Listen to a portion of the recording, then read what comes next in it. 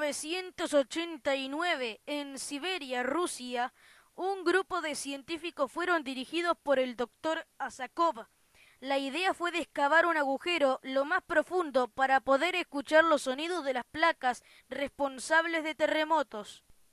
El agujero fue de un total de 14,5 kilómetros de profundidad, con 1100 grados de temperatura en lo más bajo que llegó el agujero.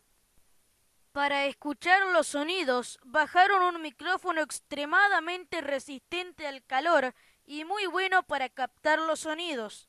El grupo de científicos empezó a escuchar sonidos muy raros. Al parecer no eran las placas, o sino voces que gritaban con sufrimiento.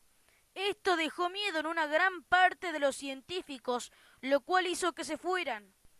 El resultado fue de encontrar el infierno, donde reina el diablo Satanás, con los demonios, sus ayudantes, y la gente que muere con pecados va ahí y sufre. A continuación usted escuchará el sonido que grabaron los científicos con las voces del infierno.